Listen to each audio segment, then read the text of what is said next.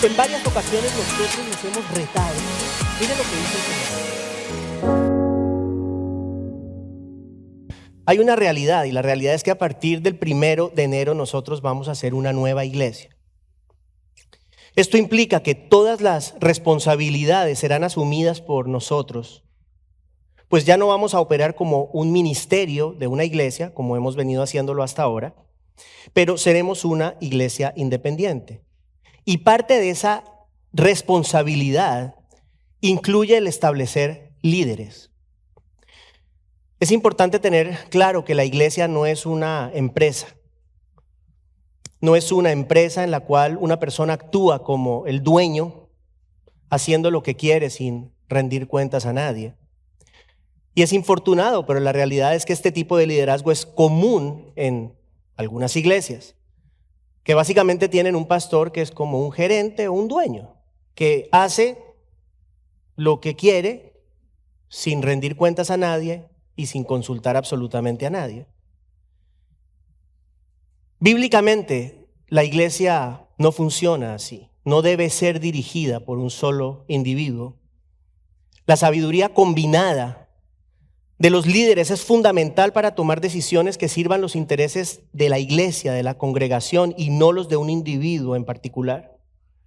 El consejo, hermanos, el consejo es importantísimo en la iglesia, el consejo de una pluralidad de hermanos piadosos es fundamental en el seno de la iglesia. Proverbios 11:14 habla sobre el consejo, dice: donde no hay buen consejo el pueblo cae, pero en la abundancia de consejeros está la victoria. Proverbios 15:22 dice que cuando falta el consejo fracasan los planes, pero cuando abunda el consejo prosperan. Este consejo del que estamos hablando se pierde completamente cuando el pastor de la iglesia actúa como si fuera el dueño de la iglesia, ignorando por completo el modelo bíblico basado en una pluralidad de líderes con características muy definidas, las cuales vamos a ver en esta mañana. La palabra de Dios emplea 3 términos para referirse a dichos líderes: ancianos, obispos y pastores. Esas 3 palabras son utilizadas de manera intercambiable en la Biblia: ancianos, obispos, pastores. Y hacen referencia a las 3 exactamente a lo mismo, a aquellos hombres elegidos para dirigir la iglesia. O sea que en ese orden de ideas, un pastor es lo mismo que un obispo o que un anciano. Es lo mismo, bíblicamente hablando. Durante el primero de 3 viajes misioneros, el apóstol Pablo estableció iglesias, y parte del trabajo de establecer iglesias nuevas consistió en nombrar ancianos. Acompañado por uno de sus compañeros de ministerio, Bernabé, en este primer viaje el apóstol nombró ancianos en las iglesias de Listra, Derbe, Iconio y Antioquía. Leemos en Hechos 14:23, después que les designaron ancianos en cada iglesia, habiendo orado con ayunos, los encomendaron al Señor en quien habían creído. En Hechos 20, el apóstol Pablo estaba en la ciudad de Mileto, iba en camino a Jerusalén, y estando en esta ciudad, en Mileto, él decide llamar a los ancianos de la iglesia de Éfeso. Leemos en Hechos 20:17, desde Mileto mandó mensaje a Éfeso y llamó a los ancianos de la iglesia. Y luego en el verso 28 de este mismo capítulo vemos el mensaje importante o parte del importante mensaje que Pablo tenía para estos líderes de la iglesia de Éfeso. Escuche lo que les dice, muy importante este texto. A los líderes de la iglesia les dice: tengan cuidado de sí mismos y de toda la congregación, en medio de la cual el Espíritu Santo les ha hecho obispos, pastores, ancianos, es lo mismo, les ha hecho obispos para pastorear la iglesia de Dios, no la iglesia del pastor, la iglesia de Dios, la cual Él compró con su propia sangre. Esto es delicado, hermanos. Es la iglesia de Dios. En Tito 1:5, Pablo le dice a Tito estas palabras: por esta causa te dejé en Creta, para que pusieras en orden lo que queda y designaras ancianos en cada ciudad como te mandé. En Hechos 11 la Biblia hace referencia a los ancianos de la iglesia en Jerusalén. Versos 29 y 30, leemos lo siguiente: los discípulos, conforme a lo que cada uno tenía, determinaron enviar una contribución para el socorro de los hermanos que habitaban en Judea, la iglesia en Jerusalén. Y así lo hicieron, mandándola a los ancianos por mano de Bernabé y de Saulo. Estos son algunos ejemplos claros en donde vemos algo interesante, y es el uso del plural, ancianos, plural. ¿Cuál es el punto, hermanos? Desde el principio, el patrón que la Biblia presenta para dirigir la iglesia es una pluralidad de hombres en el liderazgo, una pluralidad y no una sola persona. Por eso les dije la semana pasada, desde el día 1 tenemos que empezar correctamente. Ahora, habiendo establecido este grupo de líderes, estos ancianos, obispos, pastores, hay otro grupo que la Biblia también presenta como parte del liderazgo. Es un poco diferente, pero son parte del liderazgo de la iglesia, y son los diáconos. Los diáconos. La palabra griega diáconos, con K, diáconos, y los términos relacionados, diaconeo, que significa servir, y diaconía, que significa servicio. Escuche esto, aparecen casi 100 veces en el Nuevo Testamento, pero solamente están traducidas como diácono o diáconos en este texto de 1 de Timoteo 3 que vamos a estar viendo en esta mañana, y en Filipenses 1. Solamente en 2 ocasiones es traducida como diácono. El pastor John MacArthur afirma lo siguiente con respecto al uso que históricamente se le ha dado a estas tres palabras: diáconos, diaconeo y diaconía. MacArthur dice: el sentido original de este grupo de palabras tiene que ver con realizar tareas de sirviente, como servir las mesas. Esta definición gradualmente se extendió hasta que llegó a incluir todo tipo de servicio en la iglesia. La versatilidad de este grupo de palabras puede verse en su desigual uso en el Nuevo Testamento. Diáconos, diaconeo y diaconía se traducen como distribución, administramos, ministración, ministros, sirvientes, servidor, siervo, servir, ayudaban, socorro y diácono, entre otras. O sea que eso nos da una idea de la extensión del uso de esta palabra diácono. Cuando Pablo escribió esta carta, esta primera carta a Timoteo, que es parte de el pasaje que vamos a ver está en 1 Timoteo, no se los había dicho, pero allí está. Él escribió esto unos 30 años después de que la iglesia nació en Pentecostés. Y en ese momento ya la iglesia había crecido a tal punto que surgió la necesidad de diáconos oficiales. Escuche esto es importante. ¿Qué hacen los diáconos? Básicamente, son un modelo de integridad y de servicio espiritual. Esos son. Un ejemplo para las demás personas. En resumen, la Biblia presenta a los ancianos y a los diáconos como líderes de la iglesia. Líderes que, como vamos a ver en breve, han de cumplir con una serie de características muy específicas, requisitos muy específicos para poder ser tenidos en cuenta para dichos oficios. Entonces, ahora sí, nuestro pasaje de esta mañana lo encontramos en 1 de Timoteo, el capítulo 3, los versos 1 al 13. 1 de Timoteo 3, versos 1 al 13. Por favor, pongámonos de pie para leer la palabra de Dios. Hago una aclaración. Hoy leo este pasaje, que es larguito, de la Nueva Versión Internacional, no de la Nueva Biblia de las Américas. Me parece que aquí hay un poquito más de claridad, es un poquito más sencillo. Dice el Señor: se dice, y es verdad, que si alguno desea ser obispo, a noble función aspira. Así que el obispo debe ser intachable, esposo de una sola mujer, moderado, sensato, respetable, hospitalario y capaz de enseñar. No debe ser borracho ni violento, sino respetuoso, apacible y no amante del dinero. Debe gobernar bien su casa y hacer que sus hijos le obedezcan con el debido respeto. Porque el que no sabe gobernar su propia familia, ¿cómo podrá cuidar de la iglesia de Dios?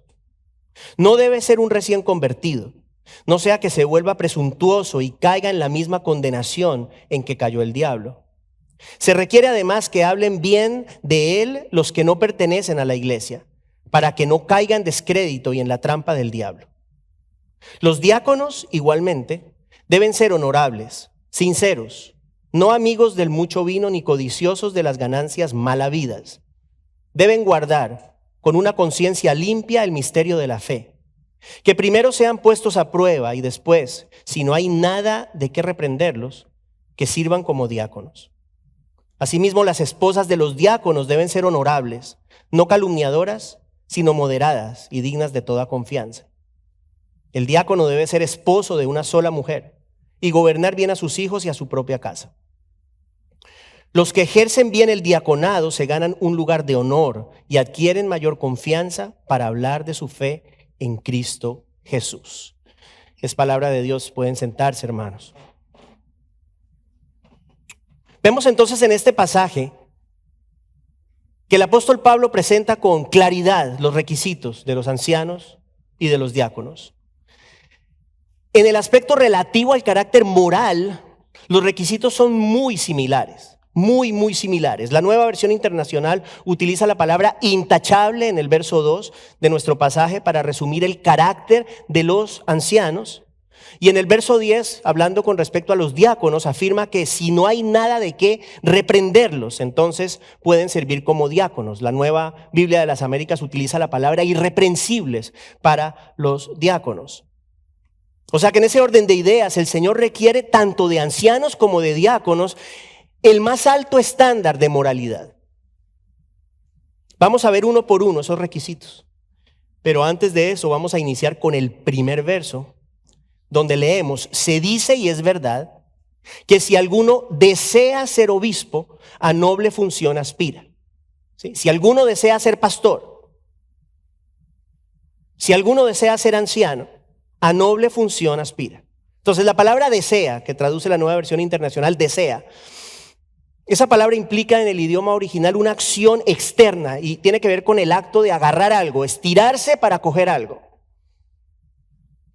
La palabra aspira, por otro lado, representa en el griego un impulso interno, un deseo interno, un sentimiento interno. O sea que cuando unimos las dos ideas, tanto el deseo externo por estar en el ministerio, como ese deseo interno que hay en el corazón del hombre, tenemos la motivación correcta para un anciano o un diácono. Sí, la idea en el caso del pastor, en el caso del anciano, bueno, ese deseo externo le lleva a prepararse, a buscar servir mejor cada día al Señor. Y ese deseo está motivado por algo interno en el corazón, que obviamente lo pone el Señor, porque no creo que haya una persona que desee esto si el Señor no se lo pone en su espíritu. El verso presenta entonces tanto el deseo externo por estar en el ministerio, como el deseo interno que motiva a esta persona. Ahora, a partir del verso 2 estamos viendo la lista de requisitos, afirmando que el obispo, es decir, el anciano, el pastor, debe ser intachable. Esa es la primera, intachable. Esa palabra intachable es importante porque es el requisito principal para los ancianos. Todo lo demás de alguna manera surge de allí. En otras palabras, lo que sigue es como la explicación que Pablo da de lo que significa ser una persona intachable. Entonces, en el lenguaje original, ¿qué quiere decir la palabra intachable? En el griego, tiene que ver, literalmente de hecho, literalmente implica que el anciano, el pastor, no puede ser detenido en un sentido judicial.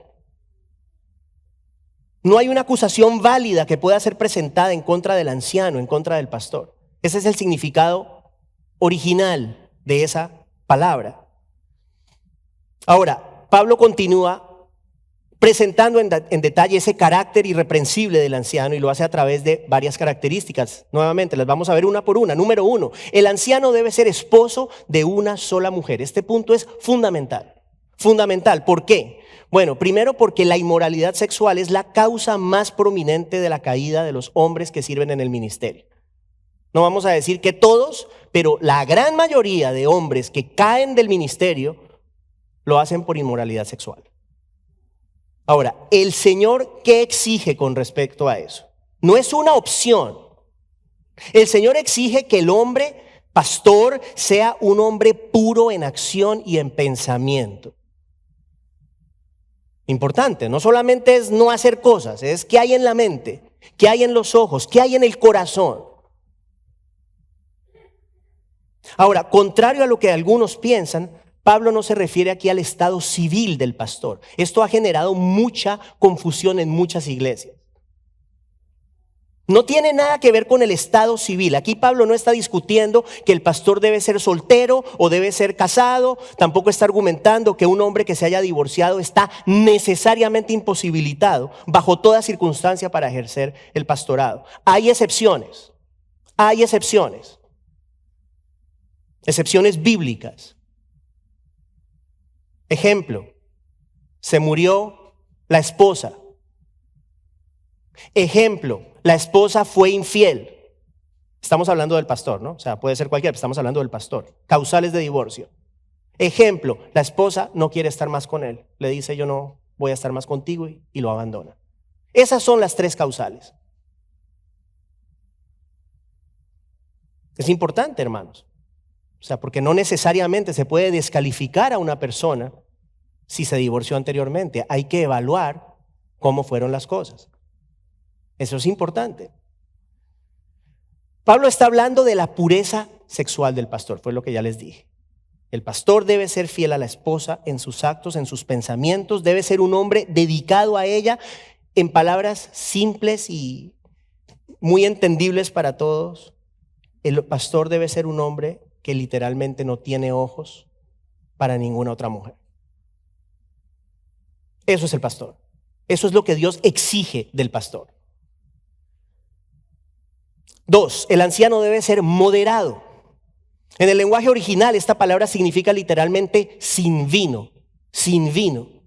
¿Cuál es la idea? La idea es que el pastor debe abstenerse del uso inmoderado del vino y por extensión de cualquier otra bebida alcohólica. Punto 3, el anciano debe ser sensato. Y esta cualidad tiene que ver con el autocontrol, con la claridad mental del pastor. En otras palabras, el anciano, el pastor, siempre debe actuar haciendo buen uso de sus sentidos. Número 4, el anciano debe ser respetable. Nuevamente, en el lenguaje original, esta característica tiene que ver con orden y modestia. El punto es que el anciano no ha de ser un hombre desordenado, ni ser un hombre que hace alarde de nada. El orden y la modestia han de ser características del pastor. 5, el anciano ha de ser hospitalario. En el griego esta palabra hospitalario surge de la combinación de dos palabras y deriva la idea de amar a los extraños, amar a personas no conocidas. Y es importante entender que en tiempos del Nuevo Testamento, bueno, la hospitalidad era algo muy importante, muy importante. ¿Por qué? Porque pues había mucha pobreza entre los creyentes, había persecución, había viudas, había huérfanos. Leía yo que muchos de los lugares para quedarse, posadas, eran de pésima de reputación, lugares que eran prostíbulos. Muchos de ellos. O sea que el cristiano necesitaba tener a dónde llegar y la hospitalidad en esa época era muy importante. Poder recibir a los hermanos, muchas veces desconocidos. ¿Cómo se traduce esto al día de hoy? Bueno, el carácter del pastor debe mostrarse en amor a las personas a través de su vida y a través de su hogar también. Punto 6, el anciano debe ser capaz de enseñar. Esto es importante porque es la distinción fundamental entre los ancianos y los diáconos. Y fíjese que es una distinción que no tiene nada que ver con el carácter espiritual. Tiene que ver con el don espiritual que el Señor le ha dado a la persona, mas no con su carácter.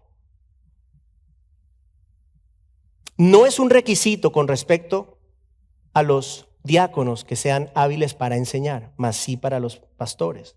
¿Por qué? Porque el pastor tiene como función principal predicar la palabra de Dios. Punto 7, el anciano no debe ser borracho ni pendenciero. Ya lo había hablado Pablo anteriormente de una manera diferente. Aquí la idea es que de manera general el pastor no debe ser un hombre bebedor. O sea, no debe ser una persona que es conocida por ser un hombre bebedor. Su juicio no debe estar influenciado por el alcohol. Y tampoco debe ser conflictivo. Interesante, la palabra pendenciero literalmente significa golpeador. O sea que la idea es que el pastor no debe ser una persona violenta, no debe actuar violentamente, especialmente en momentos de presión o de conflicto donde es más posible actuar violentamente. Número 8, el anciano no debe ser amigo del dinero.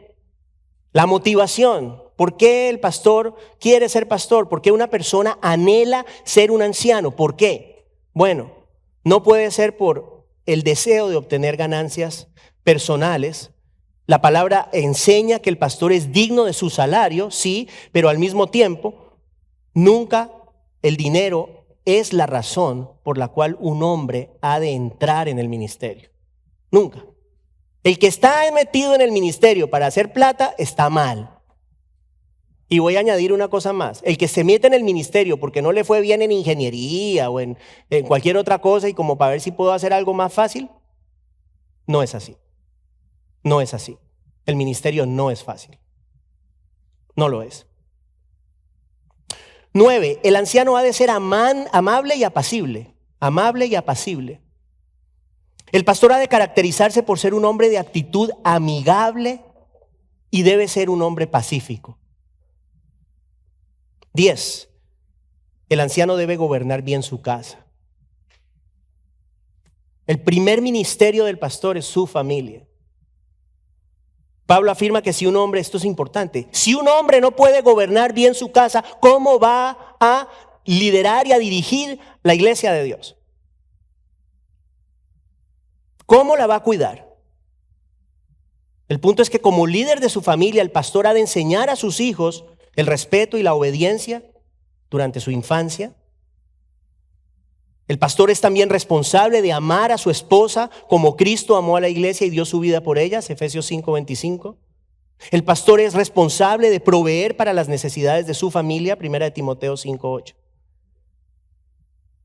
El pastor ha de ser un mayordomo fiel de los recursos que Dios le da. 11. El anciano no debe ser un recién convertido. Quienes lideran la iglesia no deben ser personas nuevas en su caminar con Cristo. ¿Por qué? Porque la madurez espiritual y la sabiduría son necesarias para dirigir a los hermanos en los caminos del Señor. Es importante que comprendamos, hermanos, que ¿qué es lo que estamos haciendo acá? Lo que estamos haciendo acá es que conjuntamente estamos buscando caminar conforme a la voluntad de Dios. Quiero aclarar algo, porque aquí alguien puede estar pensando, no, pues estos son perfectos. Número 1, no somos perfectos. Número 2, no somos más que nadie. No somos más que nadie. Simple y llanamente tenemos la responsabilidad de cuidar el corazón de ustedes. Eso es un pastor. Eso es un pastor. O sea que no debe ser un recién convertido. Y parte del peligro de que se eleven en el liderazgo de la iglesia a personas que son nuevas en la fe es el orgullo, hermanos, que es absolutamente peligrosísimo. El orgullo, que dice Pablo, es lo mismo en lo que cayó Satanás.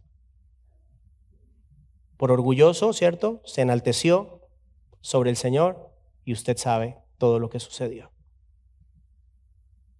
El último requisito, el 12, el anciano debe tener buena reputación, no solo dentro, pero fuera de la iglesia. No solo adentro, pero afuera de la iglesia. ¿Y cuál es la idea aquí? Que el pastor debe ser reconocido como un hombre íntegro por parte de la sociedad, de una manera general, de la sociedad, de la gente afuera. Y pensando en este punto, yo consideraba un poco cómo en nuestra era de hoy, este punto es tan delicado. ¿Por qué? Porque a través de los medios masivos de comunicación se puede acabar con la reputación de una persona a punta de mentiras. A punta de mentiras. Entonces tenemos que tener cuidado. O sea, yo lo argumentaría mejor de esta forma. O sea, la idea es que el pastor ha de tener buena reputación a los ojos de toda persona que no tiene un deseo malintencionado contra él. O sea, porque si se trata de hablar lo que sea, pues cualquier cosa puede inventar cosas de cualquiera. Y tenemos que ser cuidadosos de qué creemos con respecto a algo que nos digan de un líder en la iglesia o de un hermano también. Asegurarnos de indagar, o sea, no creer todo lo que vemos o todo lo que nos dicen. Entre otras cosas, porque una de las formas en que Satanás ataca a la iglesia es a través de sus líderes. El enemigo busca enlodar la reputación de sus líderes. O sea, que es importante que como iglesia nosotros seamos cautos y no nos apresuremos a juzgar. Pero que en lugar de eso, si algún día llega a haber algún tipo de acusación, en este caso contra mí o algún líder de esta iglesia, que antes de usted juzgar, se asegure de indagar. Eso es muy importante, hermanos, no se nos olvide eso. Ahora, la gente afuera no tiene que estar de acuerdo con nosotros en nuestras posiciones doctrinales o lo que pensamos, pero el punto es que no deben encontrar razones válidas para poner en tela de juicio la integridad del líder de la iglesia. Razones válidas. No debe haber razones válidas para poner en tela de juicio la integridad del anciano. Ahora vamos a hablar de los diáconos. El siguiente grupo, que como ya dijimos, son medidos con una vara similar para determinar el carácter irreprensible que ellos tienen. Entonces, el primer punto, los diáconos deben ser honorables. Esta característica tiene que ver con seriedad en cuanto a sus posiciones y sus acciones.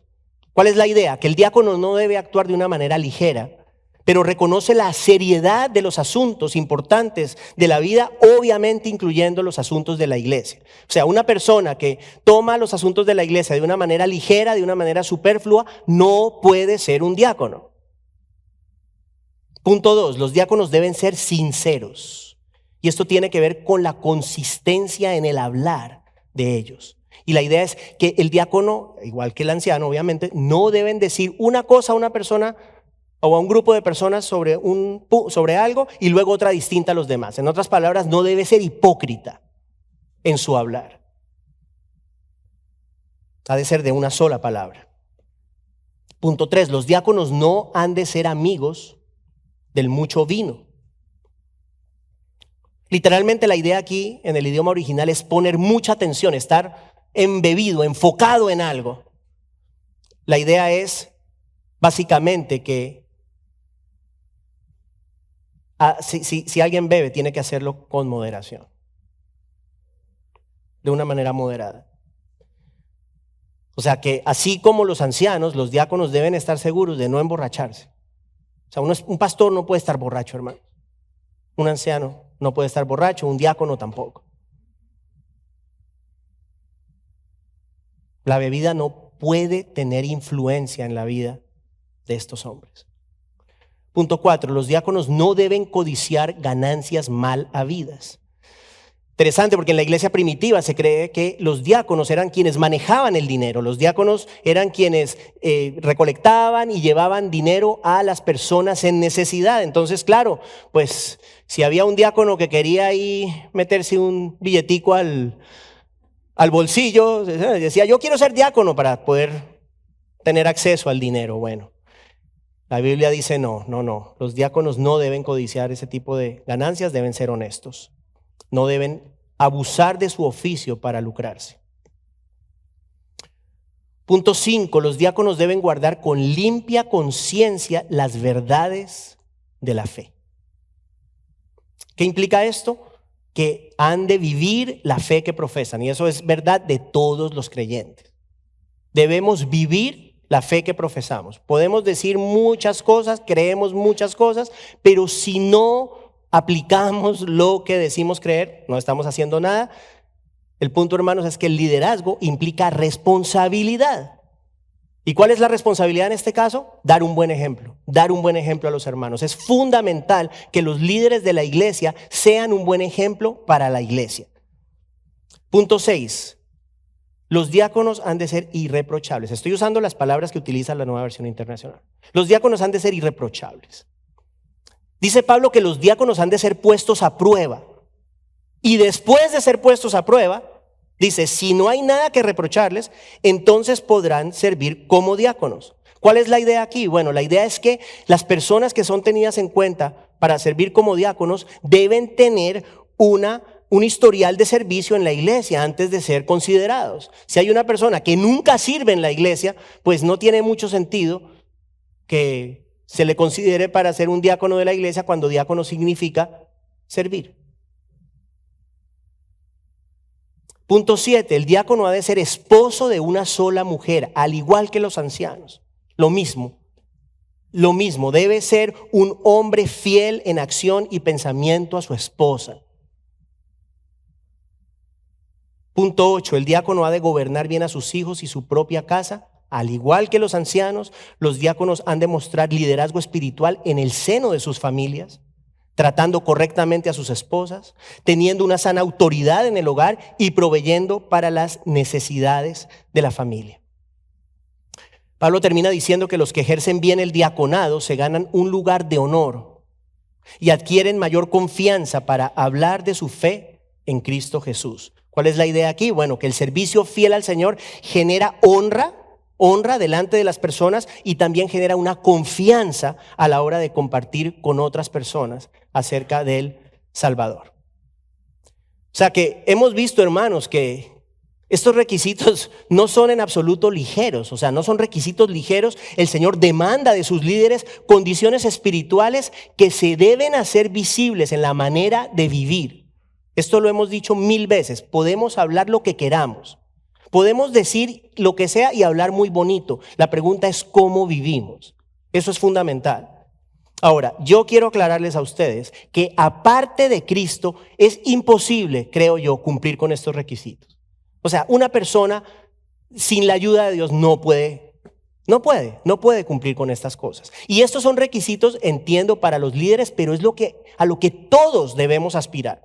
Eso es algo muy importante, o sea, que no se entienda esto como que es una cuestión de jerarquías y los unos son puros y los otros no. Toda la iglesia está llamada a ser cada vez más como Cristo. Eso es lo que el Señor quiere de nosotros como iglesia. Simple y llanamente, a través de los líderes tenemos un ejemplo a seguir. Es importante eso. ¿Quién produce estos cambios? ¿Quién produce esto en el corazón del ser humano? No solamente de los hombres, pero de las mujeres, porque si bien es cierto, en el liderazgo de la iglesia, la Biblia no presenta a las mujeres, eso no significa que las mujeres no tengan lugar especial dentro de la iglesia. En esta iglesia, ni se diga, hermanas como Margarita, bueno, no quiero mencionarlas porque si después se me queda una, quedo yo mal. Mariceli, o sea, las mujeres son fundamentales en el ministerio de la iglesia. De hecho, en esta iglesia tenemos a Mariceli, que es una de las personas que enseña la palabra de Dios en esta iglesia a las damas. O sea, que también eso quiero que quede claro. Las mujeres cumplen un papel fundamental en la vida de la iglesia. No son menos, no son absolutamente menos que nosotros. No tiene nada que ver, es una cuestión de rol puesta, definida por el Señor. Eso es todo, no es más. Ahora, el Señor va trabajando en los corazones de todos nosotros, no solamente en aquellos quienes llegan a cumplir una función de liderazgo en la iglesia. Todos somos transformados y ese es mi deseo, hermanos. Quiero que usted sepa, ese es mi deseo. Alguna vez les he dicho esto, o sea, si usted me pregunta a mí, ¿usted qué quiere, Jorge? ¿Qué es lo que usted anhela? Yo le voy a decir lo que yo anhelo. Yo, número 1, anhelo que ustedes y yo seamos cada vez más como Jesús. 1. 2, que veamos vida aquí, que veamos personas que están muertas hoy espiritualmente y que vengan a la fe a través de este ministerio. Ese es mi anhelo. Ver vidas cambiadas, ver destinos eternos cambiados. Eso es lo que yo deseo. Ese es el anhelo de mi corazón. Repito, los líderes no son más importantes que los demás hermanos. Simplemente tienen una responsabilidad de ayudar, direccionar, servir y dar buen ejemplo a los demás. Una responsabilidad. Es mi convicción que el Señor, y de hecho la palabra lo enseña, pero quien está en posición de liderazgo va a ser medido con una vara diferente. O sea, muy rico que, el líder, el pastor, sí, pero usted como pastor, usted como líder, usted como diácono, va a dar cuenta a Dios de su llamado. Y el Señor nos va a medir con una vara distinta. Se lo voy a leer, parte de eso está en Santiago 3. Santiago 3:1. Es interesante. Es interesante porque, claro, uno puede decir, yo quiero. O sea, no, con eso no estoy diciendo que estoy tratando de si algún día el Señor mire, el Señor levanta líderes dentro de la iglesia. ¿Sí? De repente usted está aquí y hoy usted de repente todavía no está preparado por la razón que sea, ¿cierto? Y el Señor se encargará en su momento de, cuando sea el momento del Señor, de ponerlo en el lugar que Él quiere que usted tenga dentro de la iglesia, sea hombre o mujer. ¿Sí? Ahora, habiendo dicho eso, mire lo que dice Santiago 3:1. Hermanos míos, no se convierta la mayoría de ustedes en maestros, bien saben que el juicio que recibiremos será mayor. Si uno tiene un poquito de temor de Dios, uno lo piensa, hermanos, esto es un llamado. Aquí no estamos jugando. Seremos medidos con una vara diferente, recibiremos un juicio mayor. Por eso es que es importante que las personas a quienes el Señor eleva como líderes de la iglesia se tomen muy en serio su llamado. Nos tomemos muy en serio nuestro llamado. Porque yo les puedo decir a ustedes lo que sea. Y yo les puedo mostrar a ustedes una cara bonita. Pero si mi vida no concuerda con lo que ustedes ven, la reprensión del Señor va a ser fuerte hacia mí. Y yo tengo mucho temor de eso. Les he dicho en otras ocasiones, yo prefiero morirme antes que caer en un pecado complicado. Prefiero morirme. Prefiero que el Señor me lleve porque es mejor. Es mejor. O sea que esto es serio, hermanos, es un asunto muy serio. Ahora, ya terminando, es importante entender esto. Mire, una iglesia con líderes inmorales, y eso pasa en muchas iglesias, nunca va a producir pureza en la vida de los demás hermanos. ¿Cuál es la idea aquí? La santidad de los líderes de alguna manera establece el estándar a seguir por la congregación. Por eso es que usted ve iglesias donde los líderes son inmorales y la gente es inmoral en su mayoría. Por eso, vamos a orar. Padre, damos gracias a ti en el nombre de Jesús por tu palabra. Damos gracias a ti porque realmente tu palabra es clara, Señor, y nos ayuda, nos santifica, nos transforma. Todos nosotros, todas las personas que estamos aquí reunidas, especialmente las personas que somos creyentes, tenemos un pasado, tenemos una historia. Y eres tú, Señor, quien nos ha transformado, nos ha continuado transformando poco a poco, progresivamente, según la imagen de Cristo. Yo te doy las gracias por estos hermanos, Señor, y por el privilegio de tenerlos como hermanos, como el privilegio de tenerlos en esta iglesia. Y por su deseo de servir, Señor. Los tres sirven desde ya, lo han hecho desde siempre, desde hace mucho tiempo, y esto simplemente es una confirmación para que la iglesia pueda reconocer a sus líderes y la iglesia entienda y reconozca que aquí realmente el que manda eres tú, Señor, y tú nos direccionas para que todo lo que hagamos lo hagamos conforme a tu voluntad. Ese es nuestro deseo para esta nueva iglesia, Señor, que tú te glorifiques en medio de nosotros, que continúes santificándonos a nosotros, haciéndonos cada vez más como el Señor Jesucristo, y que traigas muchas personas a la fe en medio de este ministerio, Señor. Ayúdanos a ser fieles en el amor a los hermanos, en la predicación de la palabra. Ayúdanos a nosotros como hermanos a dar buen ejemplo a los demás hermanos, Señor, y continúa levantando, Señor, líderes, personas, tanto hombres como damas, que sirvan de una manera profunda y con todo el amor y toda la integridad en esta iglesia para alabanza y gloria de tu nombre, porque lo vamos a necesitar a medida que vamos creciendo. Necesitamos que tú levantes esos líderes y sabemos que lo vas a hacer, Señor. Mientras ese tiempo llega, damos gracias y oramos y te bendecimos y damos gracias por las vidas de estos hermanos, en el nombre de Jesús. Amén.